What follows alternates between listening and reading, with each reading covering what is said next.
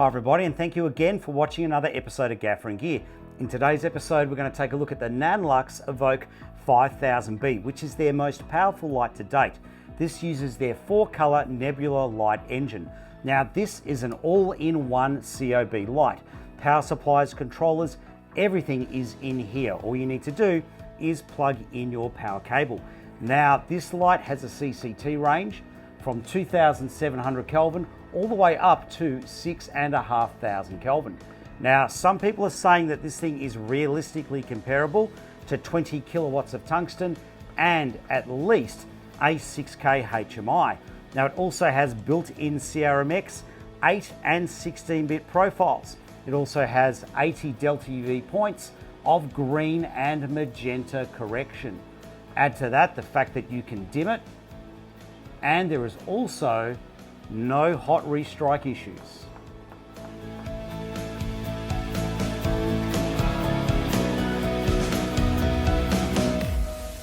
Now, usually I start off the review with a disclaimer, but I'm going to start off with the price and then get back to the disclaimer. Okay, so these are just some prices I'm finding online today, and there is a massive amount of variation here. So the cheapest Australian dollar price I can find is $21,192. Now, that is on sale. That's a special price for a limited time only, and that's with the light without the road case version. And the most expensive price I can see online today is $26,490 Australian dollars with a $15 delivery fee, and that is for the same kit. So there's quite a bit of price variation here, and the US dollar price that I can find here for the light with no road case is $11,840 US dollars plus tax. So there's quite a bit of price variation here, and this is quite an expensive light. Now, normally when I do a review, the manufacturers send me the light for free and I get to keep it. But $22,000 light, that's getting a little bit unrealistic. So I am getting compensated for this review in equipment. I can't tell you what lights I'm getting because those lights haven't been released yet. Now, in this episode, I do not do any direct comparisons to other lights with similar firepower. I would suggest watching Meet the Gaffer episode 365, where this collective of people do real-world comparisons in a studio. But to give you some idea of how bright the light is, here are some shots of the light turning on with the camera set to automatic exposure. Now, continuing on with the disclaimers, something I really do need to point out. It is currently May 2025. Now, at the point at which I'm filming this review, they have not finished calibrating this light. So my spectrometer readings at the end of the episode will not match your readings if you're using May 2025 firmware. So I have access to calibration settings which might be in future firmware updates. Now, I say might be because they're still programming this. There is a possibility that they could get the results even better than the results that I've got at the end of my episode. But I do feel that I have to mention that at this point in time, the results that I get off this light in real world testing that I can replicate over and over again in my workshop, my results will be better than yours. Now, the last thing I want to put in my disclaimer is my use of a baby combo stand in this episode. This really is an inappropriate light stand to put this sort of weight on. Now, I do corporate videos and TV commercials. I don't do anything that uses lights that are this heavy. So the only stand that I've got that can take this payload is a stand that I bought for use with Menace arms, and that won't fit in the workshop here. So the reason I'm pointing this out is I don't want you to be copying me. Do not do this. If you're going to buy this light, get an appropriate sized small light stand. Now let's go through the pros and cons, starting off with the cons first to get those out of the way. And the first big con for me is the weight. Without a modifier on the front, this comes in at 43 kilograms.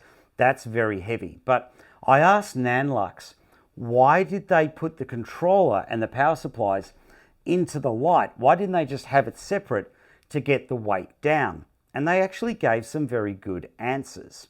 If they took the power supply and the controllers off the light, it would still be very close to 30 kilograms.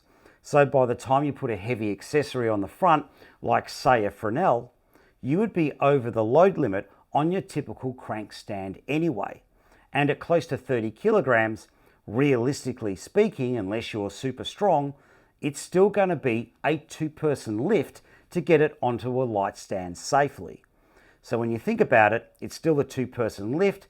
It's borderline to over the limit on a crank stand or your standard 30 kilogram capacity stand. Why not then just build everything in together, get rid of the need for a separate controller, a separate head lead, make it easier to store, make it easier to rig in something like a Condor because you've got less bits and pieces. So that does make sense. But here's where the weight is a negative for me. I'm a small-time operator. I don't have any full-time staff. So when I've finished on set, I come to my workshop here where I'm alone. I don't have anybody to help me get this 43 kilogram light out of my vans, which don't have lift gates, and get them into the workshop. So for me, that is why the 43 kilogram load is a negative. Now, the big negative for me in terms of the weight isn't the fact that it's heavy, it's the fact that it's actually quite awkward to use compared to other big heavy lights that I'm used to using. And what it comes down to is how close my hands are together and how close my elbows are together when I'm trying to lift. So here's what I mean. Because this thing isn't tall, we've got a handle point here and a handle point here, I can't get my arms straight, or at least one of my arms straight, to help me with lifting, okay? On the back, for example, the two handles down here, my elbows are tucked in close together. That makes it very difficult to lift, all right? Now, top to bottom, there's not a lot of space here, okay? So that also makes it awkward. Same on the front. The two handle points here are very close together. In fact, the widest I can get my arms apart is here and here. So to make my point, let's have a look at those placements. A weightlifter wouldn't do this. A weightlifter would have their hands further apart to transfer the weight onto their skeleton. All right, so this isn't necessarily a negative, but I think it's something you need to be aware of, because if you're going to rely on your instincts for, say, lifting an M90 or a big 6K Fresnel or an old 6K par, those instincts might not apply to this light because the weight is so compacted. Next, I'm going to talk about a negative with the cooling fans, but in order for you to best hear how loud these fans are, I'm going to record the audio with the camera microphone. So we've got 16 cooling fans here. We've got 8 on the top and 8 on the bottom. And as you can see, there's two sizes. We've got the large fans here, which cool down the COB and the light engine, and we've got the smaller fans at the top, which cool down the circuit boards. If you go into the menu system and into the controls for the fans, the fan control only controls the larger fans. So at the moment I've got the fans set to full speed, but the only fans running at full speed are the large fans. The smaller fans are still running in automatic. Now let's change the fan speed to off. Okay, so you would be expecting that all of the fans would turn off. Okay, so what happens is the light engine reduces to 15% brightness and the large fans stop, but the small fans are still running. Now, here's my issue. These are running semi-automatically. So what I mean by that is if they need to spin faster, they will. So if you have the light pointing downwards, after about 40 minutes at full power, these fans will end up running at full speed. And they're quite loud, they're quite whiny, very high pitch. But here's my issue. Once they get up to full speed, or they start running fast, they don't slow down again. Not until you turn the power off. So if you've been running the light at high brightness levels, pointing downwards, these fans get very, very loud. And then if the light is running at low levels, you cannot make those fans run quietly again until you cycle the power on and off. Now, one thing they've definitely got right with the programming is if you are running the fans in a mode that chokes the output, the control screen leaves you in no doubt as to what's happening. Now, the next negative is hopefully just a temporary one to do with firmware. In fact, I'm pretty certain it is. This remote control worked 100% reliably and dependably all the way through my testing, until I installed this version of the firmware. Now, since installing that version of the firmware, if you have the remote control attached, the system inputs will freeze out after about 2 minutes of operation. So I've got no control here, can't access anything, or on the back of the head. In fact, even if you're running DMX or CRMX, you get frozen out. So if that is happening to you, just disconnect the remote and reboot the system. Now, the next negative for the remote is it doesn't display the notification that you don't have a modifier attached. So you can spend quite a bit of time trying to figure out why the light isn't turning on. Let's get into the pros now and talk about this Nebula 4 light engine. Well, essentially, it's the same light engine as they had in the 2400B. This light engine is quite unique and works very differently to other variable white light engines. It actually has 4 white emitters. So you've got a warm white emitter that is heavily green. You've got a warm white emitter that is heavily magenta. Now, the green and magenta cancel each other out to give you a neutral warm white. The same thing applies at the daylight end. You've got a daylight emitter that is heavily green and a daylight emitter that is heavily magenta. So this combination of 4 emitters gives you warmer, cooler green and magenta. Now, at any point in the CCT and green magenta range of the light that you have dialed in, all 4 emitters are running, and that is the secret to getting the high color render scores that this light can produce. Now, set to 100% brightness, the lowest TM30 color render score I recorded at any Kelvin was a 95. And in addition to that, its CCT target accuracy is amazing. Now, this light has a choice of 2 dimming modes.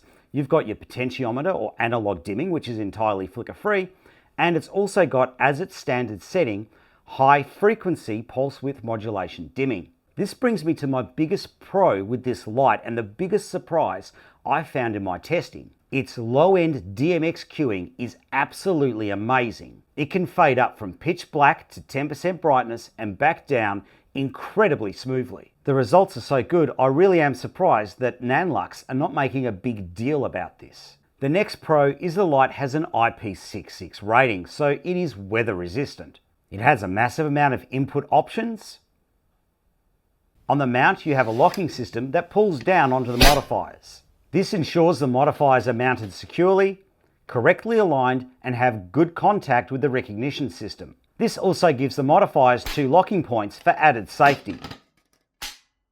The user interface is incredibly simple to use, and the light comes with a skid, which has multiple gripping points, but the thing that is most genius about this is it has springs. So this can take out excessive transportation vibrations and also offer a bit of protection if somebody was to drop it, assuming it lands on its bottom. The stirrup can also be repositioned to give you a better center of gravity for your modifiers, and all of the new modifiers will have a corresponding number to match the balance. This light is also compatible with all of the 2400B accessories, and the biggest pro for this light, it can run off a Honda pup generator with no problem at all.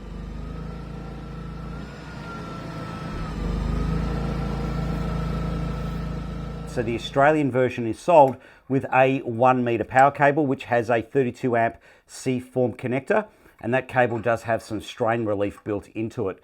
So when I asked Nanlux, why do you sell this with a 1 meter cable? They were told that that was the advice they were given by the big time gaffers who would be using this in something like a Condor. They don't want excessive cable in the bucket of the Condor, that could be a trip hazard, and they don't want to have a power cable connection halfway down the Condor, so a 1 meter cable makes sense for them. Now you also get a wide remote control so you can use the light at the bottom of a light stand. This remote control is way better built than the previous options and is weather resistant. And that comes in this small bag and has an 8 meter lead, and it magnetically attaches to the side of the light. Now on the website it says the light is sold with a reflector, which is a little bit cryptic. It was originally sold with the 45-degree reflector, but now it is sold with the 60-degree reflector after getting some feedback. Now the stirrup has a single disc brake locking mechanism. As far as I can tell, this locks it really solid, but I only have the reflectors for testing. And built into the locking mechanism is an angle indicator. The stirrup is a metal construction and has a grab point on either side. It is also marked left and right because the stirrup is removable. On the back of the light, you have your user interface. Below that are all the inputs. We have a control input, but this is not for the wide remote control. That plugs into the exterior connection. And we have our 5-pin DMX in and DMX out. In the center, we have our AC plug, which is 100 to 240 volts universal. And we also have our power switch on and off. On the right side of the light, we have 2 local network connections and our USB port. On the top of the light, we have 4 eyelets for our safety chain connections and 2 carbon fiber carry handles. On the bottom of the light, we have our skids, which has 4 carry handles integrated into it.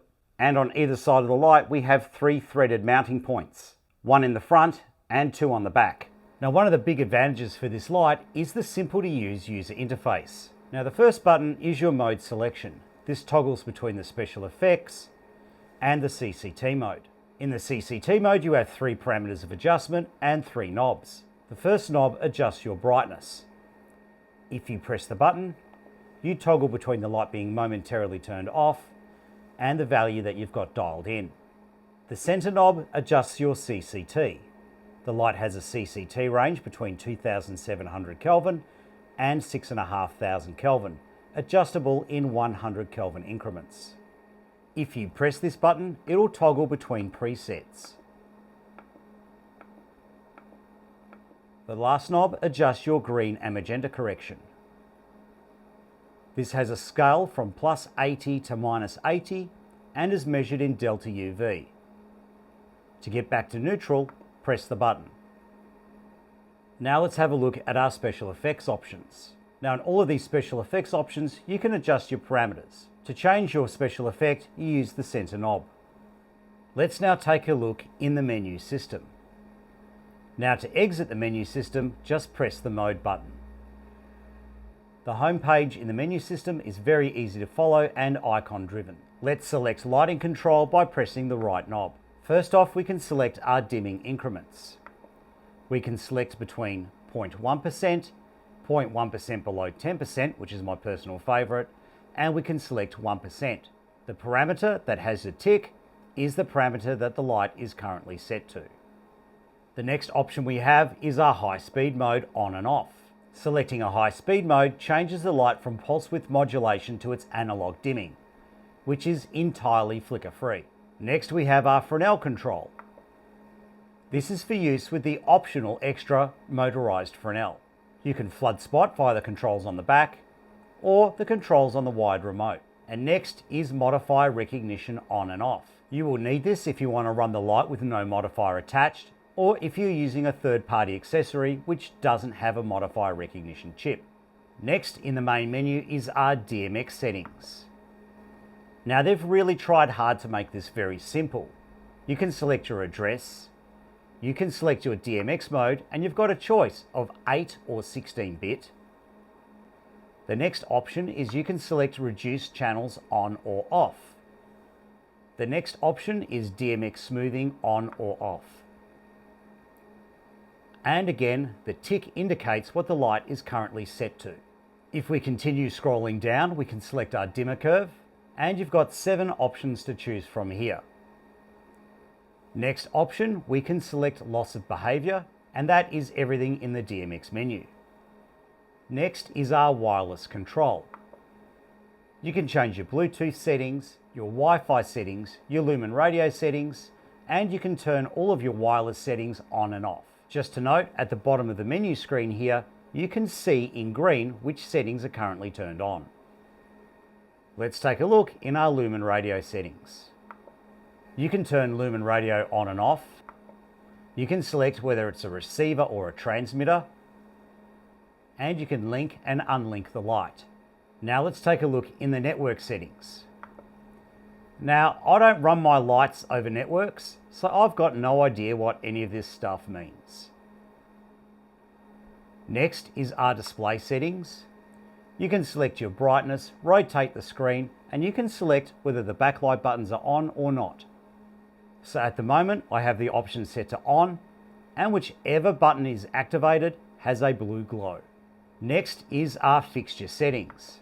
In here we can select our fan mode, but just note that the fan mode only operates the larger fans, not the smaller fans. In here we can do a firmware update. Now you can also do a firmware update by holding down the menu button and turning the light on. You can also do a factory reset from in here, and you've got your fixture information. Next thing in the menu is your exterior port settings. This only works as an option if you have the exterior remote attached. And finally, you can change your language, which I would not recommend. The next button is our presets. Here we can save and recall settings in the light. And finally, we can hold the lock button down and lock out the controls. To unlock, hold the lock button down. Let's take a look at the light with no modifier attached.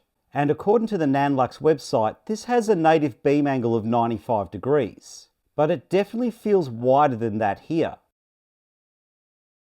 Now in these tests, I'm using a light stand so that you can gauge the quality of the shadows across the beam. And just note that the f-stop readings are taken at 100 ISO.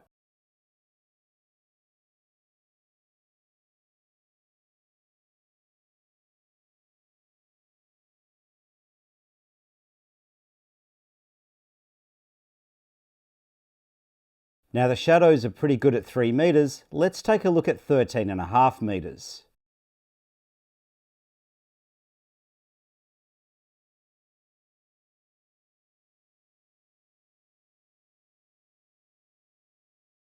Now let's have a look at how the light performs lighting up my workshop from a distance of 8 meters away.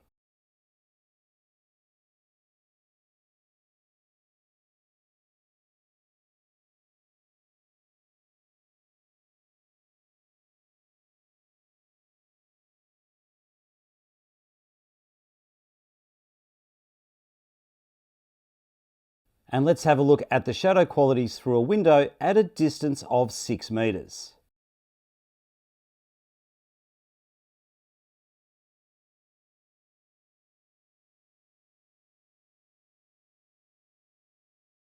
We've had some pretty bad weather in Melbourne, so when it's sunny, Max instantly thinks about going for a walk.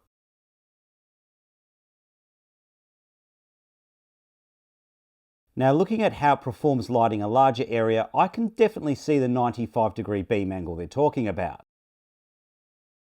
The centre house is definitely brighter than the other two houses.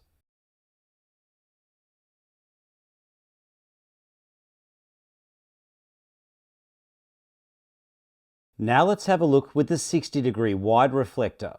And again, I'm using a light stand so you can gauge the quality of the shadows across the entire beam. The results are consistent regardless of the CCT that you dial in.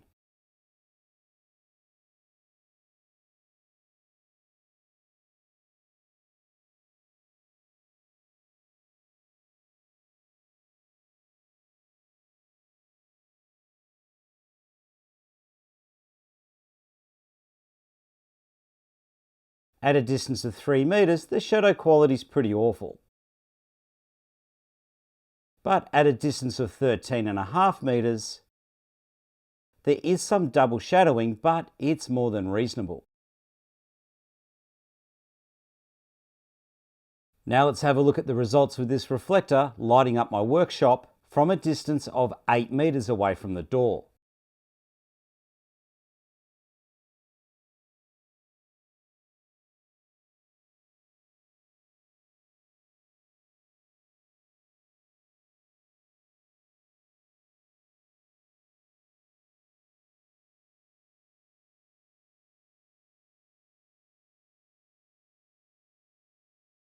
Now let's take a look at the shadow qualities through a window at a distance of 6 meters.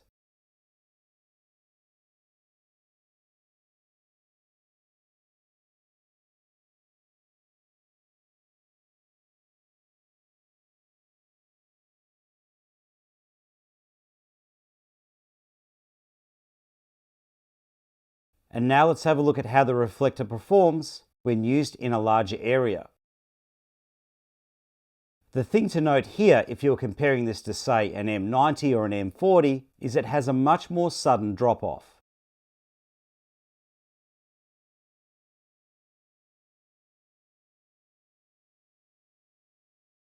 Now let's take a look at the medium reflector, which is 45 degrees.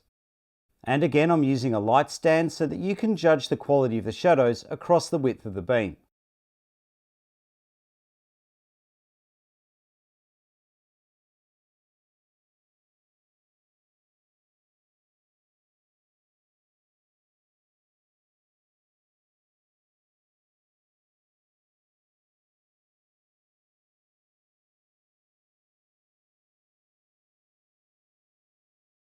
If you're looking to get good shadows at a distance of 3 meters, you're dreaming.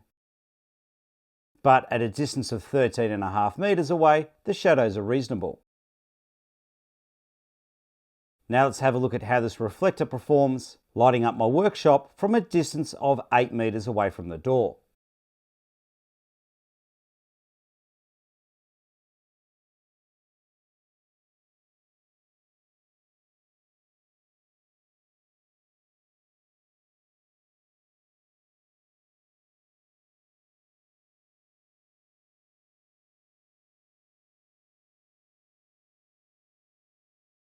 Now at a distance of 6 meters away from a window, the shadow qualities are not as sharp as they once were, but it's still acceptable.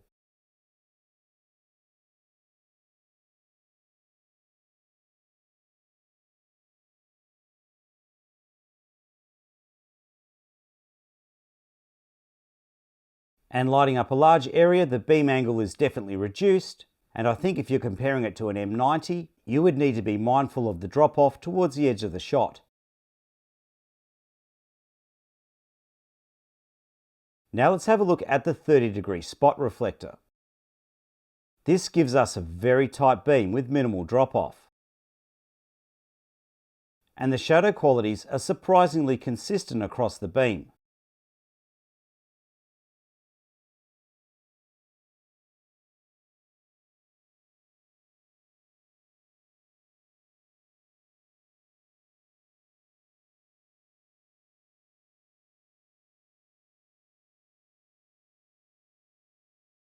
At a distance of 3 meters, the shadows are a little bit alien. But if you're doing a long throw, at a distance of 13.5 meters, the shadows are quite reasonable. Now just note that that dappled light is direct afternoon sun. Now let's use that firepower into my workshop from a distance of 8 meters away from the door.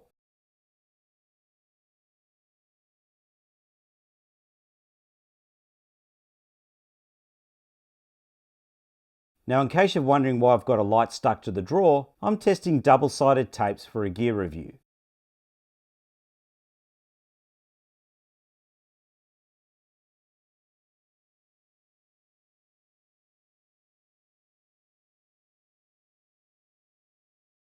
Now just to give you some idea of the firepower, I'm going to expose to the room and then turn the light on.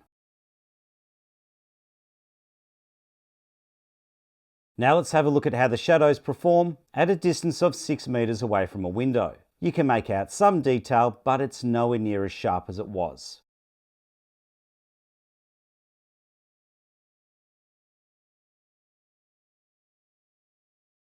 And once again, to show the firepower, I'm going to expose for the ambient light in the room and then turn the light on. And when lighting up a large area, you can definitely see that this is a true 30-degree beam.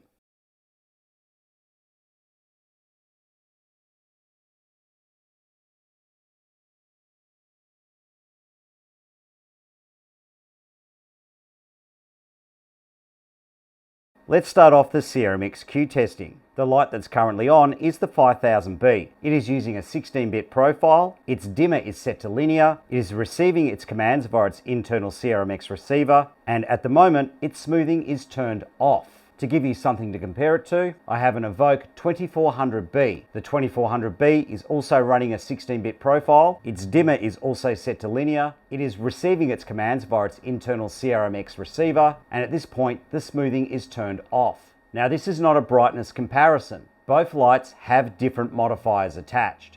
Now, both lights are receiving their commands at the same time via the blackout lighting console. The values being transmitted will be superimposed over the screen. The signals are being transmitted to the lights via a Cerise 4-universe transmitter, which is hardwired into the iPad and transmits at a frequency of 41 Hz. Let's start off with instant on and off cues.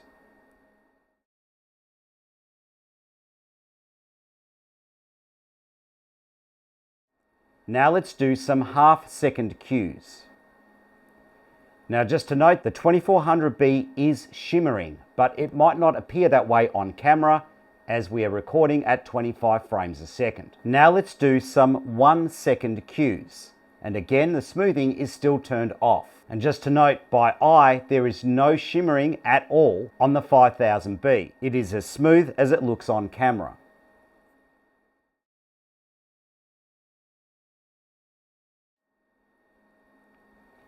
Now for some 2.5-second cues.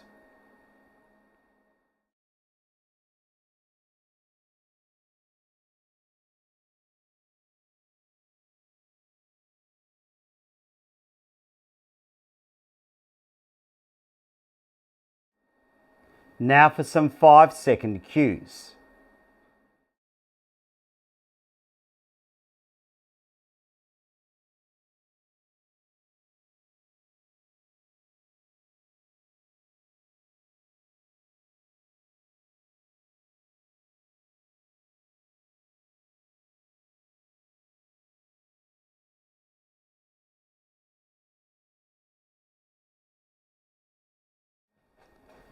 Now let's do that cue testing again, but this time with the smoothing turned on, starting off with instant on-off commands.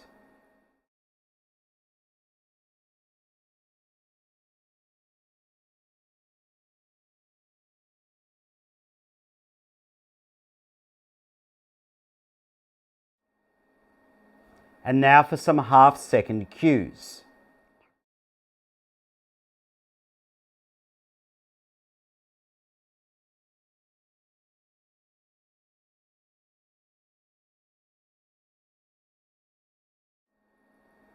Now for some 1-second cues.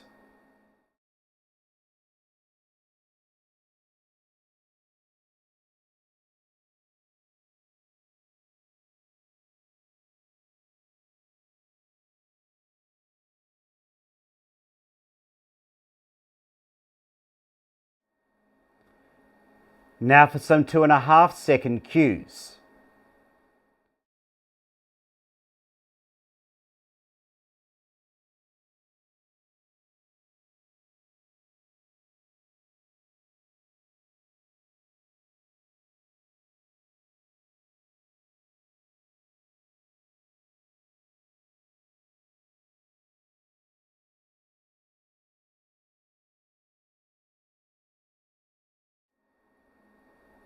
Now for some 5-second cues.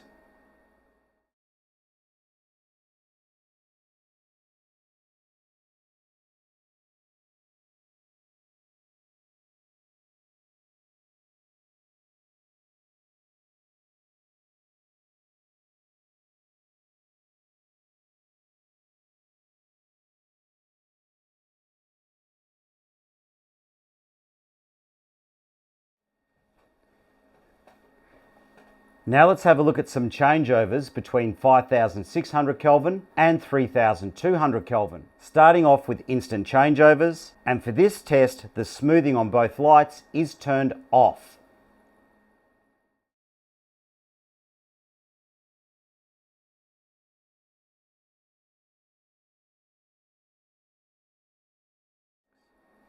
Now for some half-second cues.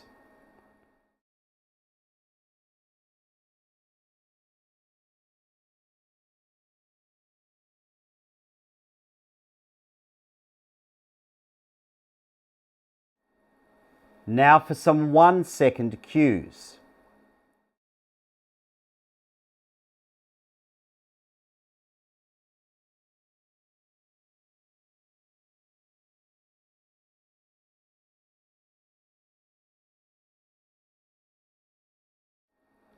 Now for some 2.5-second cues.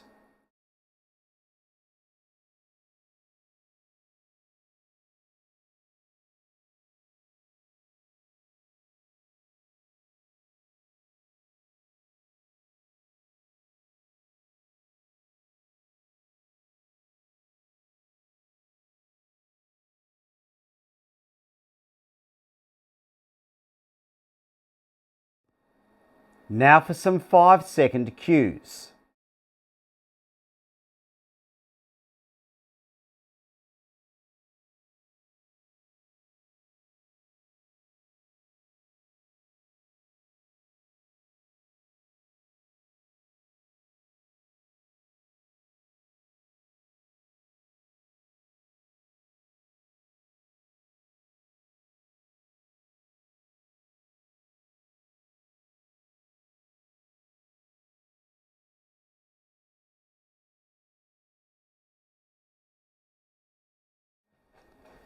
Now let's do that cue testing again, but this time with the smoothing turned on, starting with instant changeovers.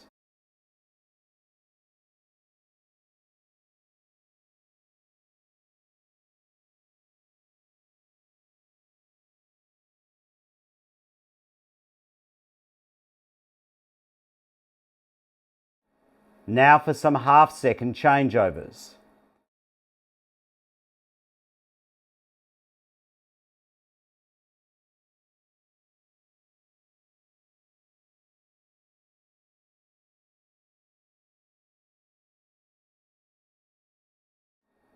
Now for some 1-second changeovers.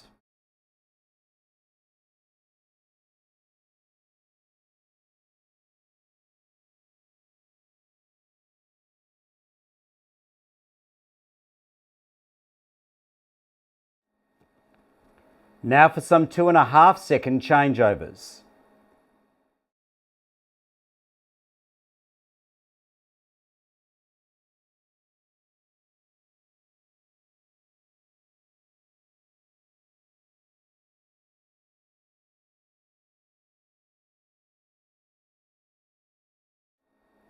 And now for some 5-second changeovers.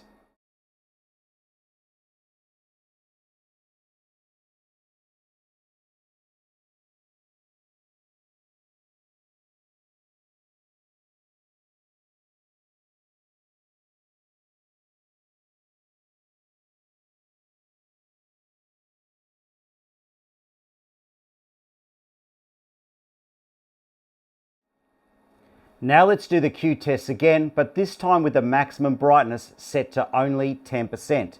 Let's start off with half-second cues.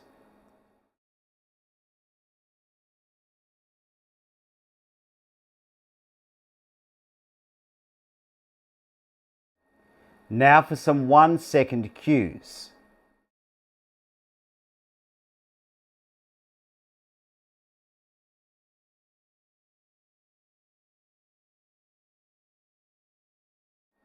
Now for some 2.5-second cues.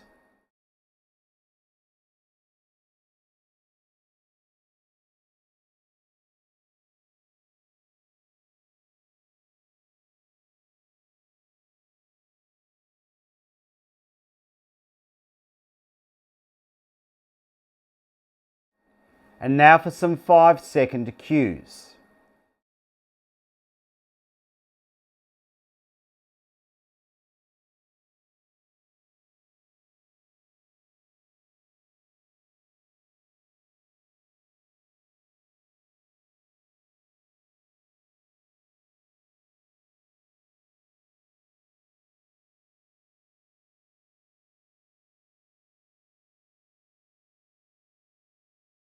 Let's take a look at the power draw readings. Now these power draw readings were taken from the on-screen display on a Honda 7 kVA generator because my power meters can't measure this load. Now just to note, they will be rounded up or down to the nearest 50 watt. And as you can see, the maximum power draw was 5,350 watt. And it's also worth noting that at certain kelvins, there is a difference in power draw between the normal and high-speed operating modes. Now let's take a look at the dimming systems. In its regular mode of operation, it is running pulse width modulation at 31 kHz. Now despite this not being in the high speed mode, I couldn't record any flicker when I used high speed camera shutters. Now it also has a high speed mode, which is running constant current dimming or potentiometer dimming. This is 100% flicker free because the light isn't operating at a frequency. And this high speed mode is also completely dimmable. Now let's take a look at the dimming results at 3200 Kelvin. And this is with the light running in pulse width modulation. I've taken readings at 100%, 75%,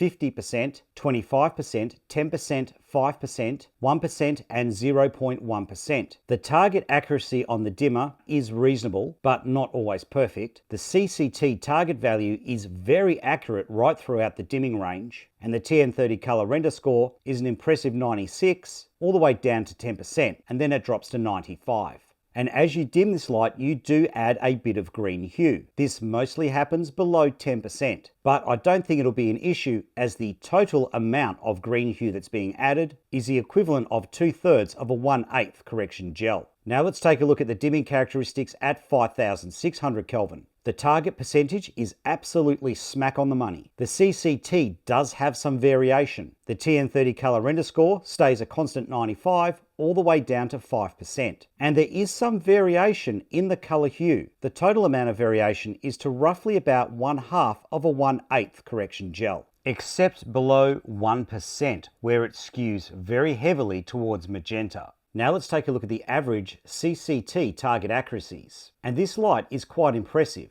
As a quick rule of thumb, the higher the CCT value, the further from the target value you get. Now let's have a look at the TN30 RF scores. At 2700 Kelvin, this scores a 95. From 2800 to 5300 Kelvin, it scores a 96. And then from 5400 Kelvin upwards, it's back to 95. Now let's take a look at the white point placement measured in delta UV. And this light only has the one tracking setting, which seems to track it very close to the Planckian or black body curve. And then at 4000 Kelvin, it eases up a little bit into a very safe zone between the daylight and Planckian curves. In other words, in its default settings, you won't notice any green or magenta color shift. Let's take a closer look at the kelvins now, starting off with the lowest kelvin that we can dial in. When I dialed in 2700 Kelvin, I got 2700 Kelvin. The TN30 color render results were 95% average color accuracy with an average 102% color saturation. With the CRI scores, only R9 was below 90. This is the spectrum distribution, and the white point was nearly perfect with a delta UV of minus 0.0002. When I dialed in 3200 Kelvin, I got 3186 with an SSI score of 88. The TN30 color testing results were 96% average color accuracy with an average 102% color saturation. With the CRI scores, R12 is below 90. This is the spectrum distribution. And again, the white point is almost perfect with a delta UV of minus 0.0001. When I dialed in 4400 Kelvin, I got 4386. The TN30 color testing results were 96% average color accuracy with an average 102% color saturation. With the CRI scores, only R12 is below 90. This is the spectrum distribution. And the white point is very accurate with a delta UV of plus 0.0006. When I dialed in 5600 Kelvin, I got 5626 with an SSI score of 77. The TN30 color testing results were 95% average color accuracy with an average 103% color saturation. With the CRI scores, once again, R12 is below 90. This is the spectrum distribution. And the white point came in with a delta UV of plus 0.0012. So if you work into the Planckian or black body curve, this will be imperceivably green, and if you work into the daylight curve, this will be imperceivably magenta. When I dialed in the top Kelvin of 6500, I got 6566. The TN30 color testing scores were 95% average color accuracy with an average 102% color saturation. With the CRI scores, R12 is below 90. This is the spectrum distribution. And the white point came in with a delta UV of plus 0.0009. Now, before we finish up the review, I just want to give a few thank yous. A very big thank you to Tony Steele from Protog. Now, when I started reviewing these lights or testing these lights 6 weeks ago, there were only 2 of them in the whole country. So Tony had to do a massive amount of running around. So he would drop these off to me, I'd test them for a few days, and then he would have to get them off to the next gaffer that wanted to look at them or get them to a trade show or get them to an event. So So he did an incredible amount of running around to make this review happen. The next big thank you is to Dan Dittman at Technical Art Solutions for sorting out the power distribution so I could run this light in my workshop. I also want to give a very big thank you to Mike Hale, who's my electrician, for putting a power outlet into my fuse box so I could use this thing without running the generators. The generators were driving my neighbors nuts. And also my last thank you for this episode is to Dan Carr at Filmstar Lighting for lending me one of his 2400Bs for the DMX comparison, because both of my 2400Bs were unavailable. Thank you to everyone for helping. See you on the next big episode of Gaffer and Gear. Take care, everybody.